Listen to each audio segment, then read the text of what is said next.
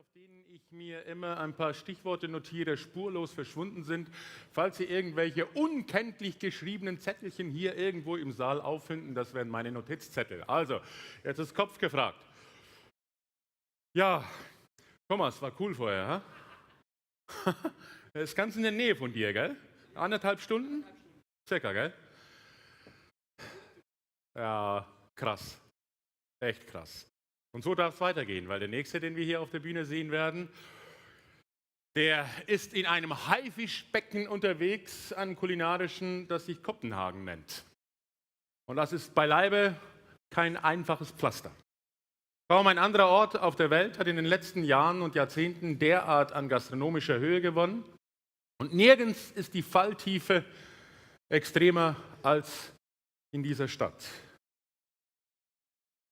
Wenn selbst absolute Spitzenkönner ab und zu ins Rudern kommen, wie ein René Redzepi, wenn das Geranium auch ab und zu erzittert vor Gästen, die etwas zu kritisch sind, dann befindet man sich in einer Hochburg der Gastronomie, ja, die eben genau da angekommen ist, wo vorher der Philipp Rachinger erzählt hat, dass es irgendwann schwierig ist, weiterzukommen. Und wenn du dann in diesem Haifischbecken dreimal, nicht hintereinander, aber innerhalb von 4, 5 Jahren das beste Gericht des ganzen Landes zustande bringst in Dänemark, dann zeigt das in etwa, auf welchem Niveau wir uns bewegen, wenn wir von Søren Selin reden. Er ist ein bisschen aus dieser Punk-Ecke raus, was die nordische Küche auch manchmal ein bisschen als Image hat. Er natürlich fixiert sich auf diese reinen Produkte, die da sind, aber gibt ein bisschen, ich würde mal sagen, Glanz und Aristokratie zurück in diese Gerichte, wo man manchmal in Dänemark und in Kopenhagen in einem oder anderen Restaurant schon Mühe hat, wenn dir dann ein Kuhauge oder ein Schafauge vom Teller entgegenblickt. Um es mal so zu sagen, ne? Oder? Søren Selin. Schauen wir mal in seine Küche. Kurzes Video haben wir dazu.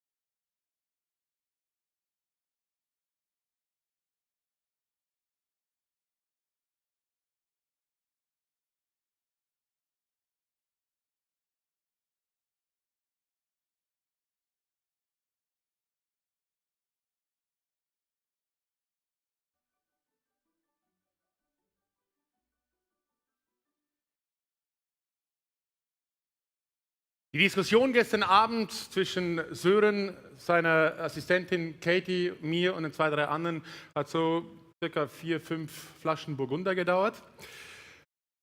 Und wir haben dabei ein paar Geheimnisse aufgedeckt. Zum Beispiel eines, das auch seine Lockerheit zeigt. Er hat mir gesagt, der schlimmste Gastrokritiker ist nichts im Umgang im Vergleich mit meiner 13 Jahre alten Tochter. Ist das nicht schön, meine sehr verehrten Damen und Herren? Søren and Katie, please on stage.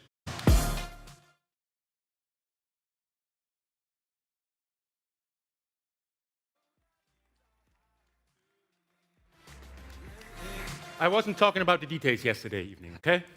That's good. We talk about cooking, we talk about chefs, and we talk about, isn't it? Because cooking Sounds is good. what life is all about. Yeah, you're right on that. 2 stars in Copenhagen. I was saying that probably this is one of the best and worst places on the world to be a chef on the same time. Very interesting place. A lot of talented people. Competition is fierce. So you need to be on your toes to keep up with the rest of them. So, but yeah. But you have a wonderful place. It's quite kind of an old wine cellar. Yeah, it's not a wine cellar. It's an old cellar in an old mansion in the middle of Copenhagen. Copenhagen, Yeah, right in the center. yeah, Wonderful. yeah. But you don't do it on your own. I mean, you've got a partner. Yes, Christian Orø. He made the restaurant actually, and it's been a restaurant for 14 years. It wasn't called AOC the whole time. It called the Premise in the beginning, and I've been there for now 5-6 years. Yeah, it's been a blast. And where does the name AOC come from? AOC is because Christian he really loves wine. I love wine. Appellation d'origine contrôlée. Yes. Because he's a sommelier. Yes. Yes. So it's about terroir, about doing the right things in the right places. I already explained to the public that you tried to renew a little bit the punky northern kitchen, isn't it? Yes. Some people say that. I went to Paris after graduating as a chef, and so I have some French formal cooking training, and maybe it shows a little bit in the compositions, in the flavors. Okay. And at one point, the kitchen always changes. The trends change all the time, but it was a little bit punk in Copenhagen at one point, and I just stick to my own style. Your own style. Yes. So let's have a look at his own style. What you're showing us? You're showing us 6 or 7 dishes. I think, Yeah, we're cooking 6 dishes, 2 cold starters, 2 hot dishes, and then 2 sweet dishes. And one of them is a very small dish. It's a part of our Sweets for Coffee, and it will get handed out to the audience. Okay. We made 200. I don't know how many people is here. I hope everybody. We'll see. tastes. We'll see. Yeah. So we're looking forward Okay, to thank you very seeing much. what you have to show to us. Yes, Viel Vergnügen, meine sehr verehrten Damen und Herren. thank you very much. Thank you.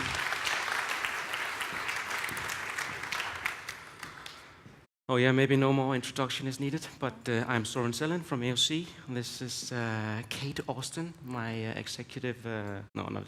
my assistant head chef. Yeah.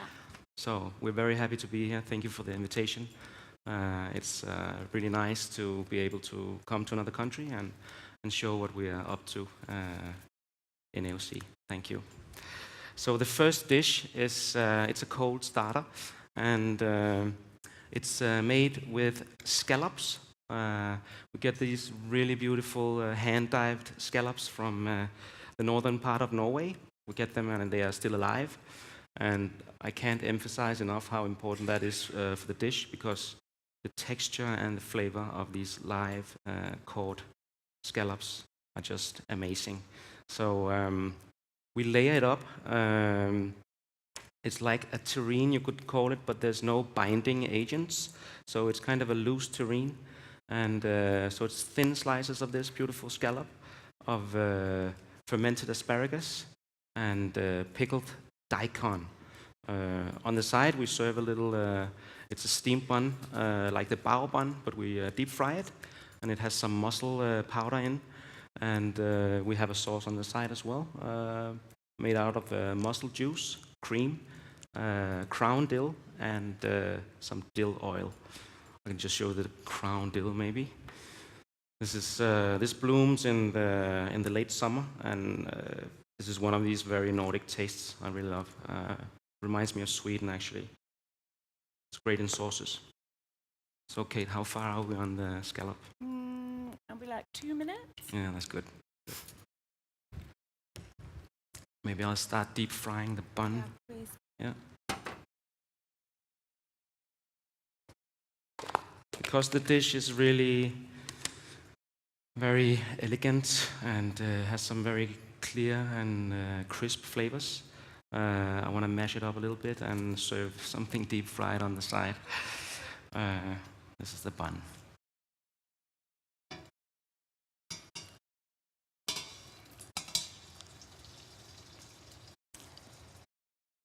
Oh yeah.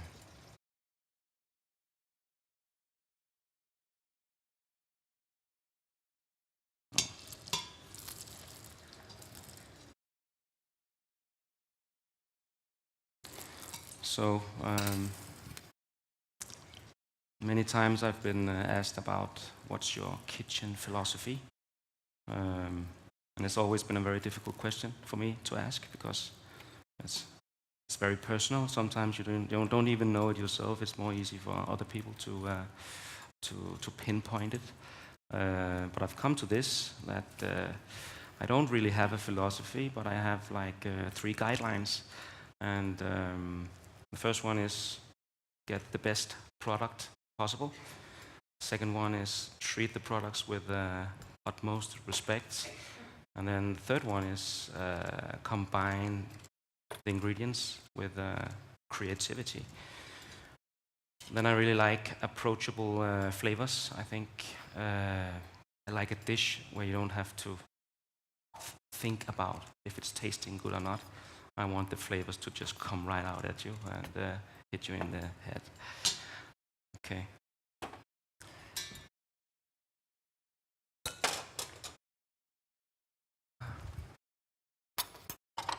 We picked the fiddliest one to do first, with the shaky hands. The most difficult one, Yeah, yes. thanks, Søren. So we're ahead now. You?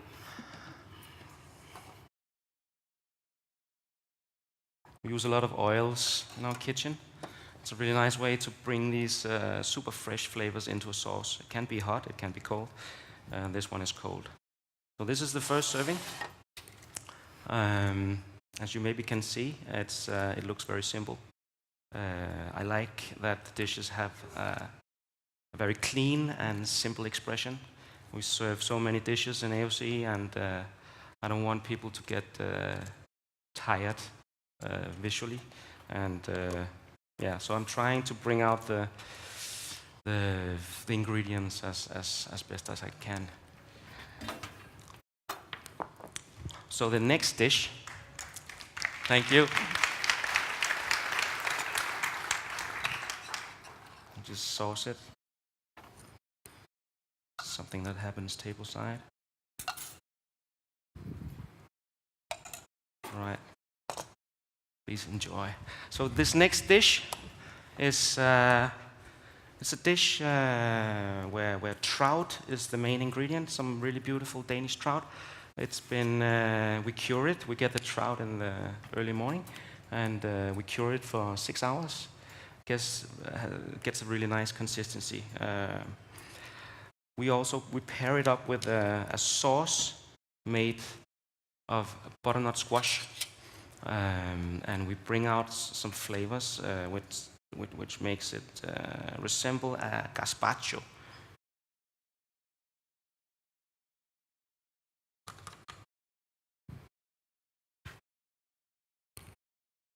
Okay, some precision work here.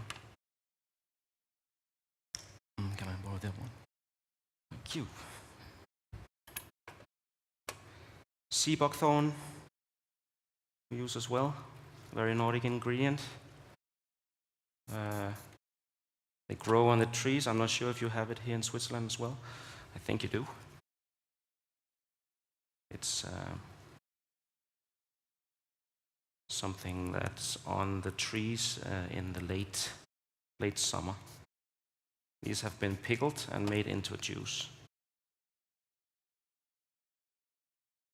So these very fine little layers is we punch out the butternut squash with a leaf cutter.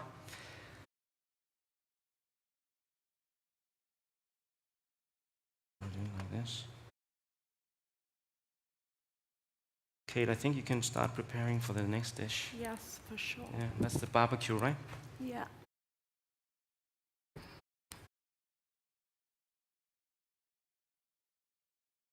Pour in the gazpacho. So you can see that this looks maybe like a flower or maybe a little bit like the sun.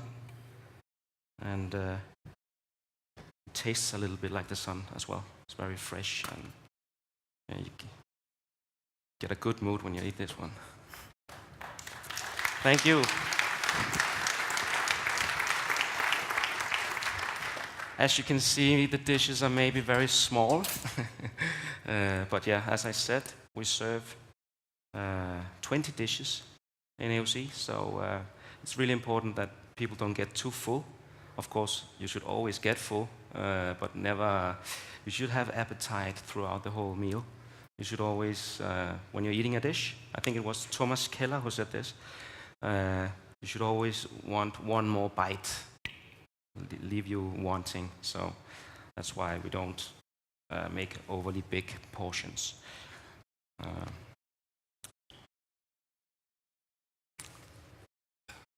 Did you put it on the grill? I did. Yeah. So it's maybe going to take a little longer than normal because the grill is not super hot. This dish, I wanted to serve langoustine in the best way possible, of course. I thought a lot about it, and I thought the most tasty way was the kind of the normal way, where you just cut them in half, put them on the grill, serve it with butter and something acidic. But I wanted to try something else, so we cut this langoustine. We get them really fresh from the island of Læsø in Denmark. We slice them down the middle, clean them, then we put them back together, and we tie them up with a piece of string, and then we grill them, and the heat makes the langoustine grow back together in a way. So we can serve this whole langoustine, and then it's kind of an interactive dish because the guest then gets to open up the langoustine, and then you have two half langoustines. This that Kate is arranging right now is it's a broken jill made out of fermented cherries from last year.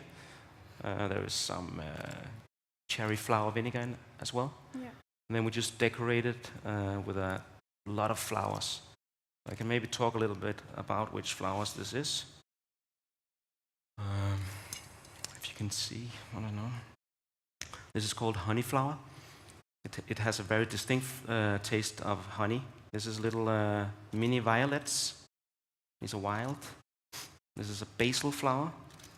And this is rapeseed flowers.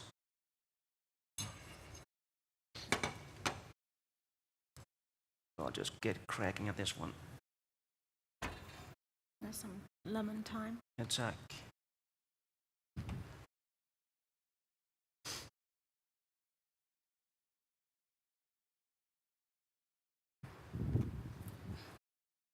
Again, the inspiration for this dish was that I want to. I can feel nowadays I'm trying to serve the ingredients as whole as possible. I think there's some kind of a. It's very beautiful to get to see the whole thing. It's not always easy because it should be easy for the guests to eat as well. So we put a lot of thought process into how to do it like this. I don't know if you saw the pear on the little film we have. And then yeah, so it's just myself noticing that I'm going down a specific pathway these days.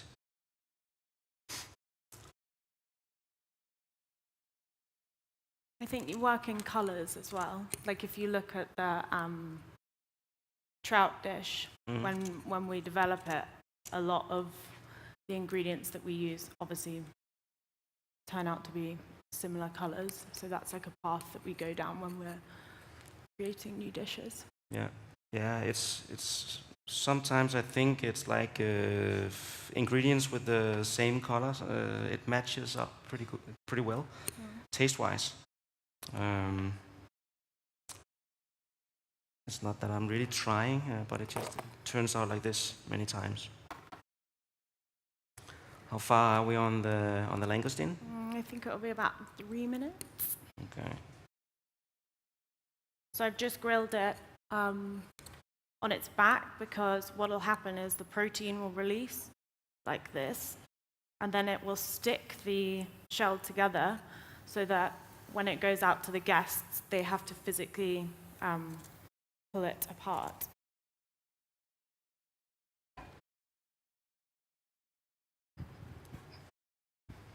You can go on the langoustine butter now. Yes. Are you ready on that one?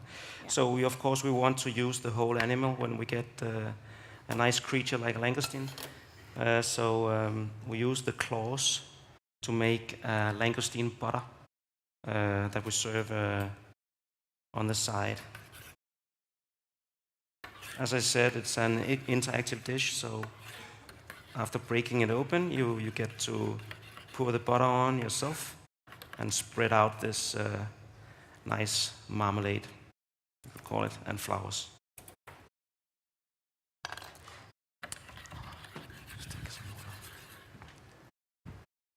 You should get cracking on the lamb, maybe. Yeah, sure.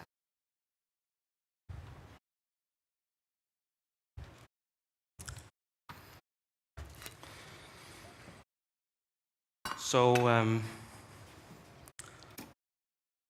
I'll maybe talk a little bit about creativity, something I've put a lot of thought into, something people they like to ask about. How do you get these ideas? How do you work in a creative way? So I thought about what is it? I have some different tools, you could say, to try and get new ideas. It is difficult. The first one is something I call the ping pong.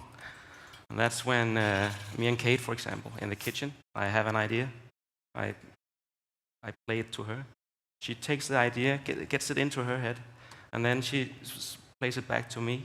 And then the idea has transformed a little bit, and maybe I can get a whole new idea. Because if you're on your own trying to think out new things, you always end up in the same places sometimes. So it's a really nice way to go back and forth with an idea. Another way that we use a lot in the Nordic kitchen is to put yourself in a difficult situation, constricting yourself by following the seasons really, really closely. So, for example, in the winter time, we don't use chocolate and berries, even though we could get it.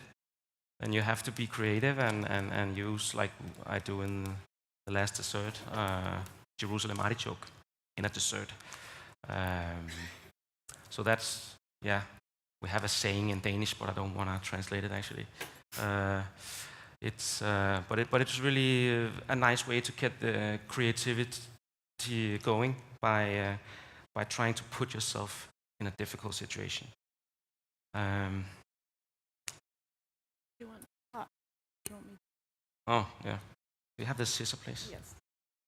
Yeah. So we just cut this open. And there is no binding agents in this one. It's just the natural egg white proteins or whatever from the langoustine. Normally it gets a little bit more grilled, I have to say. But no bad excuses today.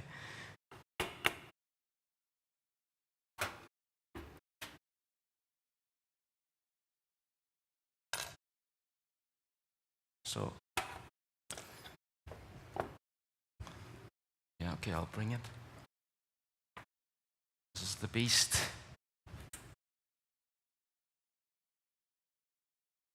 Fold it up nicely. You have the butter, yes. And toes up. Could you put the flowers on? Okay, that was the next dish. Barbecued langoustine.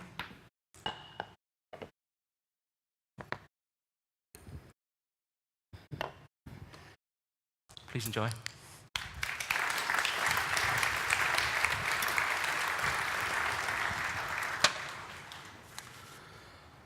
So next dish is a lamb dish made with Danish lamb, wrapped up in broccoli leaf, served with a lot of different springtime wild herbs. But I'll just go on with this creativity that I started talking about. One thing that helps me a lot, actually, is to do monotonous work in the kitchen. If you're stuck, can't get a new idea, it's like a writer's block, you could call it. Just peeling onions, chopping onions, doing something. It kind of helps. You can feel like the frontal lobes align, and my mind starts wandering. So if you're stuck with an idea, you should try just to peel some onions. Maybe it's gonna work out. And again, you can think and think and think, but in the end, you have to work with the produce in the kitchen. You have to work again and again and again. And maybe if you're lucky, in the end, it's gonna reveal a new side of itself, because that's what I'm really looking for.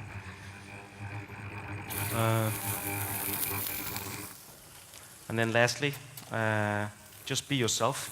You know, everybody has led a life and has a story to tell. So it's important to trust in yourself and use your own experiences. Because, yeah, that's what makes us all unique. And everybody can have a good idea.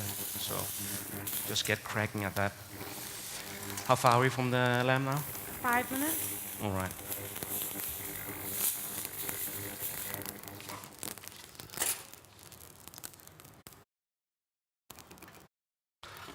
I'm going to talk a little bit about the herbs that we use for the lamb. So we have, this is called wild chervil. We have a herb guy who picks herbs for us. He comes twice a week. This is beautiful ramson flowers. It's blooming right now. We have some pine shoots. Really cute. Super acidic and fresh. Tastes good in savory dishes, but also in desserts. This one that's a little sad. This is called, what is it called? Onion cress. This is onion cress. Has a very distinct onion flavor. This last one is white biblomme, white honey flower.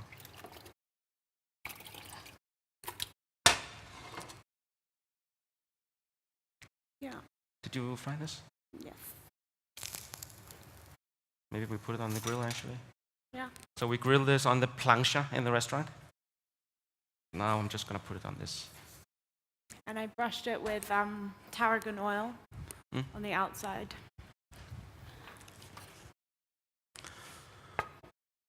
You can start cutting. Yeah.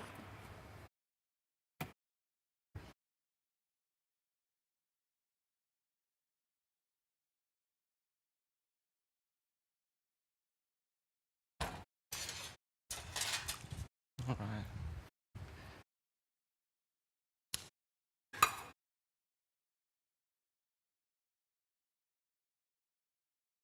So after this dish, you'll all have a little sample of a thing I call Nordic vanilla, but we'll get to that in just a couple of minutes.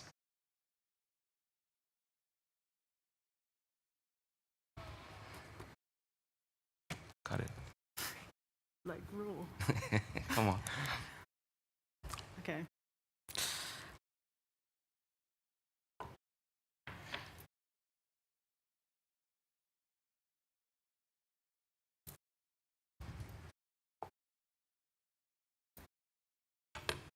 So we fold it up like, what you can call it, a kebab, no?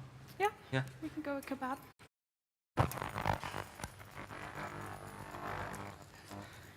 So we have this really intense lamb glaze that we glaze the lamb meat with. There is a mushroom stock and some fermented honey inside, and a lot of lamb jus.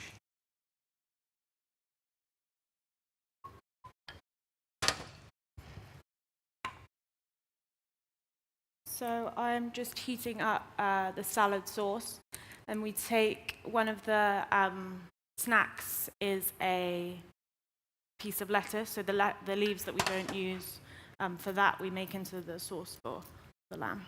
Yeah, try and explain a little bit about the sauce. Yeah, so it's like a white wine, salad juice, butter sauce. Then we make just a basic spinach puree, and then last minute blitz in the spinach into the sauce so it makes it thick, it kind of holds on the plate. And then we grill chives on the barbecue and make an oil and split it at the end. So it's again quite a green dish. Green dish. It is springtime, so let's have some green stuff.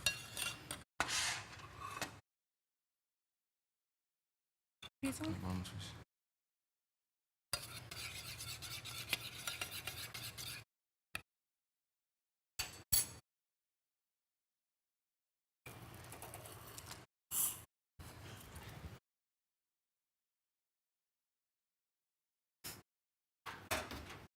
It's a kind of a classic taste flavor combination.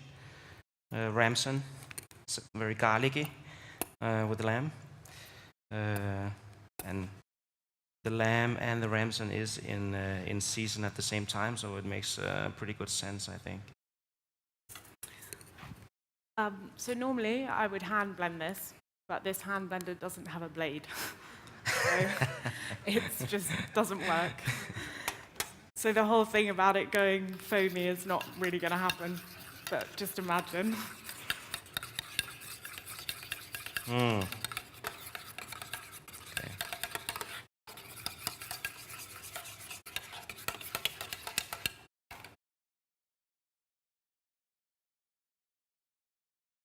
I like to use very small garnishes.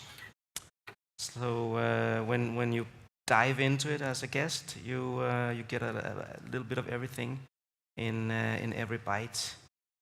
Yeah.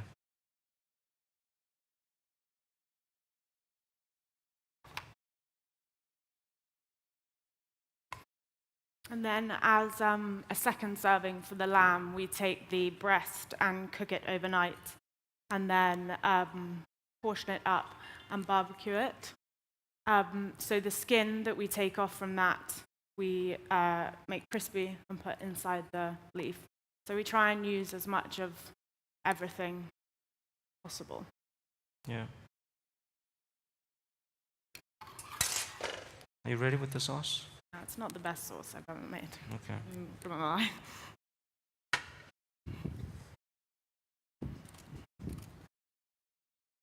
Okay.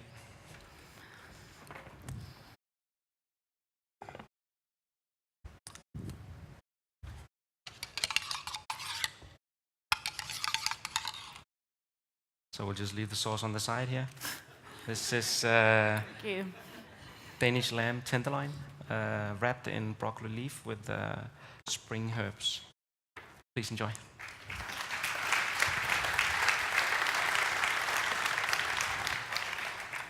All right, so now we are actually at the handing out a little flavor sample. So it would be nice if someone started doing that.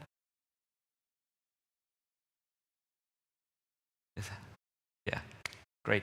So this is something called, I call it Nordic vanilla. I got the idea, again, just to try and explain the thought process behind it.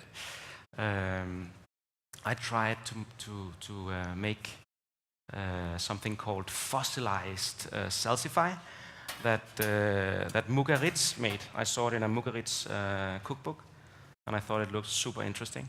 And so I wanted to try and make it. And we cut it up in a wrong way, so I was like a little angry about that. So we just put it in a container and put it in a dry storage, and then it just sat there for like half a year. And one day I came back, I went past it, and I noticed that if that salsify had a black color, it had the exact same shape as a vanilla pod. So the thing we do is we make like a malt liquid with some vanilla inside. We cut and peel these salsify. We dry them out. We rehydrate them in the liquid. We dry them out. We rehydrate it. We do that 5 times until they go black-ish. And yeah, they taste really nice, I think. And I think it's fun. Many people, they hesitate a little bit because it's not normal to eat a whole vanilla bean. But you can do that right here. I think it also, I like this dish, or this petit four, because it takes so much time to do, and it's such a small thing. But we spend maybe like 3 hours peeling them, then we have to measure them all, we have to shape them all, we have to keep cooking. It's a process that takes about 2 weeks, and it's just like one tiny element of the menu. Yeah, that's true. Nice. Do we have the artichoke leather? I have it. Yes. Yeah. So I hope you're enjoying the Nordic vanilla.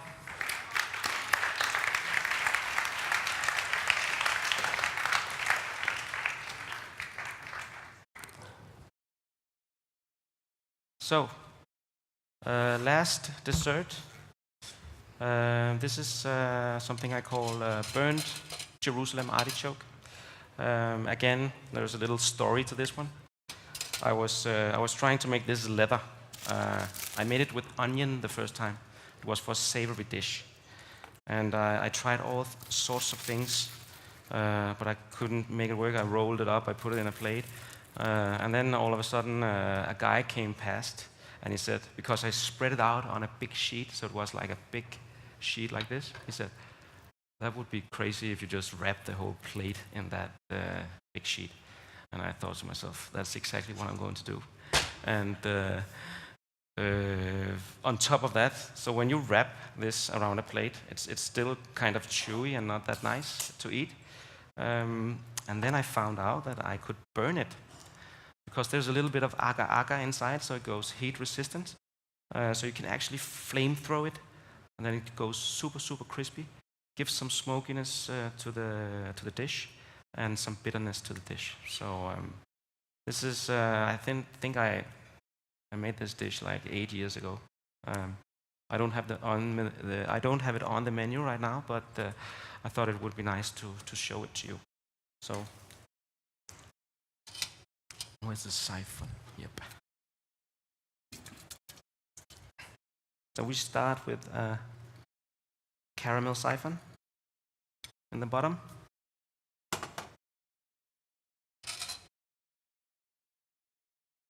Would you give me the flamethrower, please? Yes. A scoop of, this is walnut ice cream. It's, we use both the walnuts and the leaves from the walnut tree. Makes it it has a lot of spicy notes, the walnut leaves, so it makes it extra interesting, I think. So we garnish here with the fresh peeled walnuts, some beech nuts. I don't know if you know this from the forest. They look like this. It's from the beech tree. Squirrels, they like to eat it, but they taste really nice. Very nutty flavor. Put that on top.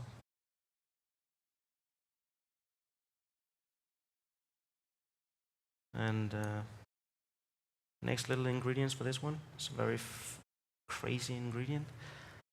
This is a pine cone. It is a real pine cone. And it's picked from the Scotch pine, it's called. And it has to be a female pine tree. And you have to pick it at the right moment, which is actually right now. Then you can cook it in sugar syrup, and it gets this super, super nice toffee-like consistency. And then the taste of the pine and the resin. I'll leave some up here for you to taste a little later. All right. So we wrap it up.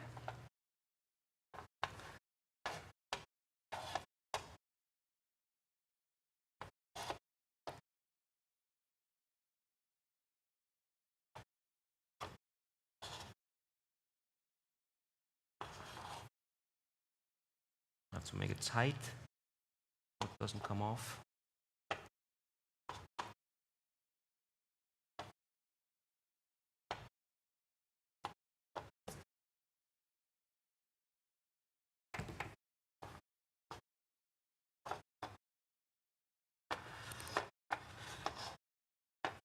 Good. And then the flamethrower. It's been a while since I did that the last time, so maybe I'm gonna burn it. Yeah, I'm glad you did doing this one. This is super hot.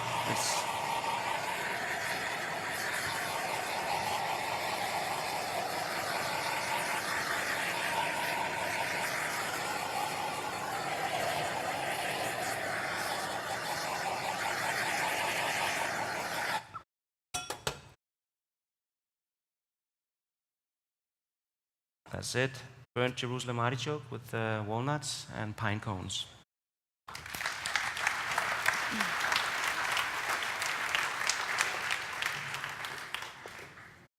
Just needs to cool down a little bit, then it goes super, super crispy.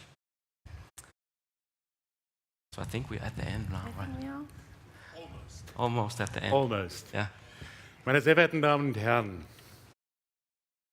wenn ich in einem Satz zusammenfassen darf, was in den letzten 3/4 Stunden in meinem Kopf vorgegangen ist, dann, dass der Unterschied zwischen der Show von Søren und Katie und derjenigen vorher von Philipp genau das ist, was Kochen so spannend macht. Alle kochen mit Wasser, aber völlig anders. Ich habe noch nie diesen Unterschied so derart in kurzer Zeit auf den Punkt gebracht. Vorher bei Philipp Kreativität durch Chaos. Habe ich mal ein bisschen das Gefühl gehabt, auch wenn ich ihm natürlich dann mit Unrecht tue, ist klar. Und hier so straight, so klar, so gerade, so eine Linie.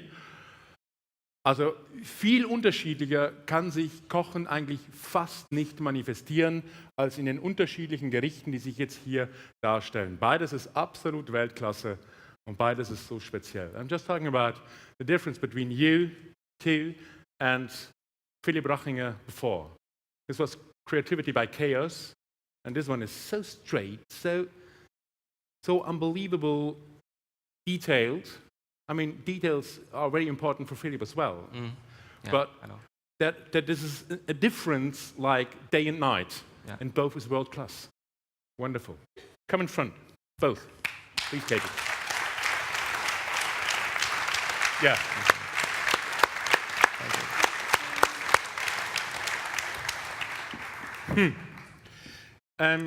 One very interesting thing I thought is how you work together. The way how you create the dishes, where the ideas come from, and who decides at the end if something is good enough to get on the menu or not. Yeah.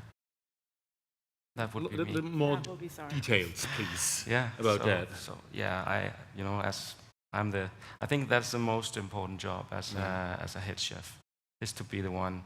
You can get inspired by other people, of course, and you should work closely, delegating, and it's so fun to create new dishes. So it should not just be me doing it, but the final decision is mine. Yeah. Okay. I think Is it sometimes hard when I mean you were investing such a lot of time to create a new dish, and then he comes and says, "Not good enough." Well, yes, but no, I think we work a lot together, and I kind of fire ideas, and Søren takes the lead, and then quite often we get somewhere. We like get an idea, Okay. and then we completely change the whole thing. Okay. Because I mean, when you run 2 times into a wall with an idea, then the danger is very clear that next time you try to please instead of being creative. This is a danger? Yeah. So I have this. I really want to see something that I haven't seen before. That's what makes me tick. That's so easy. And I think it's Demanding, also, huh? it's also very interesting for the guests to see something new that they haven't seen before. Because when you see something, it can be looking not in a specific way, but just the newness factor makes you sharpen your senses, and it makes the food taste a little bit better. That's why we put a lot of work into it, to make the food taste a little bit better. And you said before that the main aim is that you would like, when the dish is finished, you would like to have one more bit. Yeah. That's the idea behind. Yeah. Uh-huh. In a tasting menu, I think that's very important. Yeah. It is always in your kitchen, so I mean, you could fall down a needle when you're working together. It's so smooth. It's so kind of no stress. Not always like It's that. not always like that. Sometimes it's stressy. No, Sometimes it it's is. even a little bit loud. It's a very controlled kitchen. Yeah, I it think is. we work hard. I mean, to I was looking at you behind the scene when you were preparing, and this was very, very controlled. Yeah. So I thought, where are the emotions? On the platter? Yes. On the plate, yes. On the platter. I think of course, emotions are very important. Yeah. But if a head chef screams a lot in the kitchen. No, it's not about screaming. No, but if it's people kind of get a little bit afraid, and I think people should feel at home in the kitchen, and they should not be afraid. So I try not to make people afraid. This should be a place where a woman should feel at home. Because we were talking yesterday night about women working in the top level kitchens, in the top level fine dining kitchens, and we were talking loud about that not enough women are in this place. No. And what was your answer yesterday? Why? Why? Well, I do think it is quite, like, it is a difficult job. Like everyone does, we all know. But like, there is a lot of stress.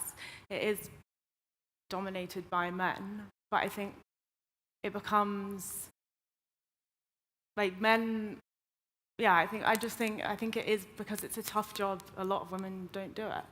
But we try and make an environment that's a bit calmer and a bit nicer, and then hopefully we'll encourage. Was it the wine yesterday that the answer was I not the same as today? I don't want this Because platform you to didn't be say, about. you didn't say yesterday the same thing. I know, but I want it to be. Shall I shut up? Yeah. No, but Okay, I I do. but I think with. Yeah. But we are seeing an increasing number of super talented women in the kitchens. Yeah, I think Beat said yesterday, the one who's the chief behind, that in Switzerland actually 50% of people working in kitchen as a chef are women, and about 63-64% of people, young people, now becoming chefs are women as well. So slowly going up. Yeah. But as always, not on the top level.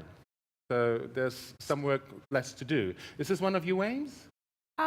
Yeah, but I'm hesitant to talk about it because I feel like any opportunity now, that's all we talk about. Whereas actually, yes, I am female, but it has had no relevance to my job so far, and I don't want to just be another person that talks about it when I have other things. Is she the future Dominique Ren? No. I think so. You think Sky is the limit, yeah. Okay. Yeah. Ladies and gentlemen, Søren and Katie, it was a pleasure to have you here on stage and to have a look at it, what you're doing every day. Thank you very much. Thank you so much. Thank you so much. We're going to leave a present for you, please. Thank you so much. Thank you, Søren. Thank you. Thank you very much. So nice. Thank you so much.